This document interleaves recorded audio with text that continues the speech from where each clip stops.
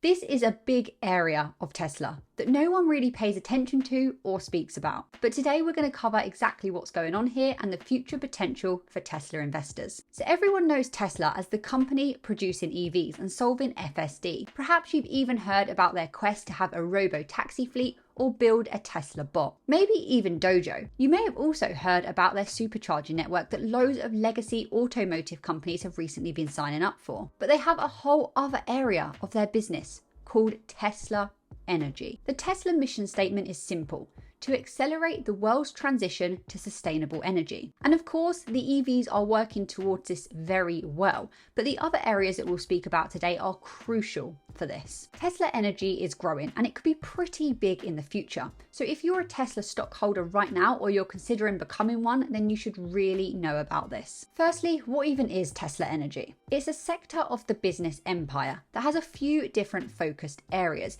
but essentially it works to provide clean energy to businesses and homes. So they have the Powerwall, the Megapack, the solar roof and the solar panels. And this area, this energy segment of the business has been really important since the acquisition of SolarCity in 2016. And SolarCity, interestingly, was actually owned by two of Elon's cousins. Let's break these down. So firstly, we have the Powerwall. This is a lithium-ion home battery that can be paired with solar panels to store energy. So you can use it at any time you want. You can use it during the night or during an outage. So homes with this Powerwall basically have backup energy stored and ready to go. But you can also do this thing called time of use load shifting, where you use the battery during off-peak hours when electricity prices are lower, and then you discharge the battery during peak hours when the electricity prices are higher. This way, the home can save money on bills. The commercial equivalent to this residential Powerwall is called the Power Pack, and this would be for medium-sized businesses. And then you have the Mega Pack. This is a large-scale battery system that can be used to store energy for utilities, businesses and other large organizations. So then we have their two solar products, the solar roof and the solar panels. Solar panels, I'm sure you know what they are, pretty self-explanatory. They are just panels installed on your existing roof to provide you with energy. The solar roof, however, which as it sounds is literally an entire roof, is quite unique in the sense that you don't install panels onto your roof, your whole roof is a solar roof. And it's way more like a normal roof in appearance and looks pretty nice than having clunky panels stuck on. The demand for solar panels alone is increasing as energy prices are rising, and people are starting to think of different ways that they can actually help themselves and help their future selves. And there's also some government incentives to actually use solar panels. And of course, Tesla is one of the companies aligned to actually benefit here, providing they can grow their solar segment of the business. But Elon Musk has said that the solar segment of Tesla and the Tesla energy segment in general could be eventually at least the same or much bigger than the EV segment in the future. And if we look here, we can see exactly that right now the energy business percentage of total revenue is pretty insignificant. But bear in mind, it's always better to compare Q1 to Q1 between years and Q2 to Q2 between years, etc. and look for trends that way. But what you can see here is that Q1 in 2023 is a lot higher than Q1 in 2022, and it's also higher than all the other quarters as well. But although the revenue contribution of energy to Tesla overall is pretty small, it has been growing year over year at a decent rate since 2017. We have Tesla earnings coming up very soon next week, so it will be really interesting to see how the energy sector has been performing. But if we look back at the last earnings report that came out in April, we can see that Tesla Energy Q1 revenue was up by 148% year over year. This is a much larger growth than the automotive revenues or the service and other area revenues saw. So it is growing, but it's still very insignificant when you look at how much that area of the business contributes to Tesla overall. Also, in the last report, they highlighted that energy storage deployments increased by 360% year over year in Q1,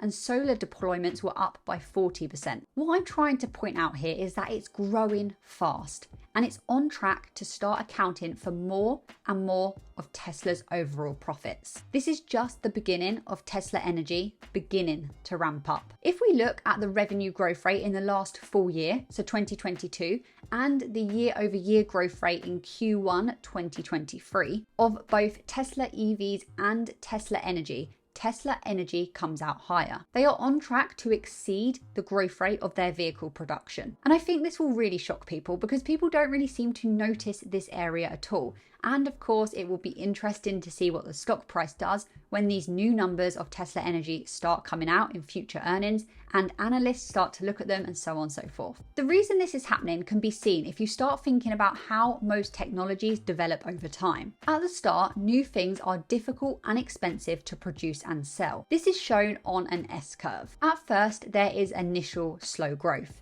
This is because the thing is not yet able to be mass produced and scale easily, and the interest and uptake is small from consumers because that thing is expensive. And then as people start getting smarter at producing that thing and they start making it better, the costs will begin coming down as their knowledge and experience goes up. This is shown on learning curves. So the more you do something, the better your performance gets, up to a point where you've hit the limit. And the more units you produce, the more efficient you get at producing that thing. So the average time per unit comes down, which of course saves money. And if we look back on Tesla EVs, we can see these things have happened before time and time again. You can pick any company, any product really, but Tesla EVs, at the start, there was a very initial slow growth. And now we're really in and seeing that fast growth rate, and then there'll be a level of maturation. But also, Tesla have built factories. They have got very, very good at producing electric vehicles. Their cost margins have come down, which they've been able to pass on to the customer. They have become way more efficient in producing these electric vehicles. So all these things go hand in hand. And this is what's happening with the solar energy and the battery storage that Tesla is producing as well. For a while, it's pretty slow in its infancy. But now Tesla are beginning to mass produce and costs are coming down, which means demand is going up. It pushes these things through the inflection point into true scalability and growth. Interestingly though, nuclear energy is actually doing the opposite. It's not getting cheaper or easier to produce. It's actually getting more difficult and more expensive, probably due to safety concerns, regulations, things like that. So people are looking for alternatives. And this information and this pattern can be extrapolated to basically say that we think Tesla Energy will get better. Costs will fall, demand will go up, and the revenue in this area will grow. Tesla have made a factory actually in California purely for Megapack production. It's called the Mega Factory, and it's one of the largest utility scale battery factories in North America, and it's capable of producing 10,000 Megapack units every single year. And they're scaling this, right? They also now have a second factory in China, which is expected to start production in late 2024. This factory also will have the capacity to produce 10,000 megapacks per year. And they plan to build more megapack factories in the future as the demand for energy storage continues to rise. The limiting factor right now seems to be getting enough cells. And once this isn't an issue and they begin to ramp up their factories even more, hitting capacity production and scaling into more mega factories, the energy segment will begin to go mad. As investors, we care about margins, and the margins on these, so on the megapacks, is between 20 and 30%. I believe in a recent earnings call, they mentioned that it was sat at around 25%. And we expect these to rise as battery costs decline. But in the future, like we've seen with EVs, they may decide to tweak this margin in order to provide cheaper products to the customer. Also, this is just another reason why Tesla are not purely just a car company. I don't know any other car companies that are looking into real world AI, solving FSD, building a robo-taxi fleet,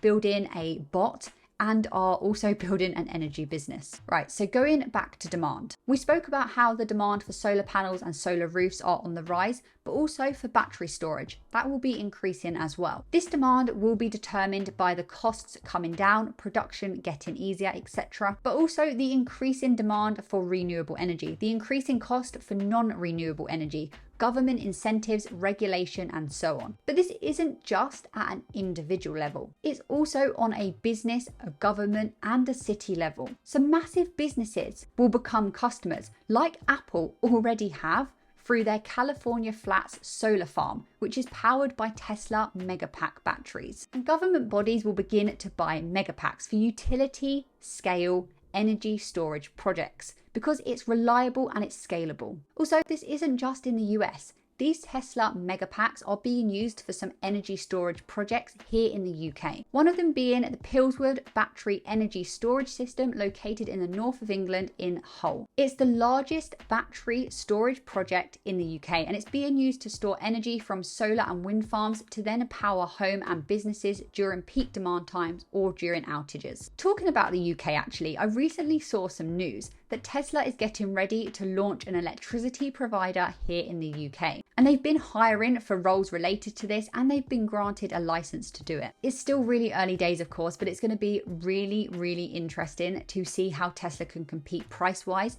and with the established competition already over here. If you want a whole video talking about how Tesla are planning to launch an electricity provider here in the UK, then let me know. All of this information that we've discussed today makes me feel even more bullish and more convicted to carry on accumulating Tesla stock and for Tesla's future. If you want to know every single time that I buy Tesla stock live, then come and join the Patreon. There's a link in the description below.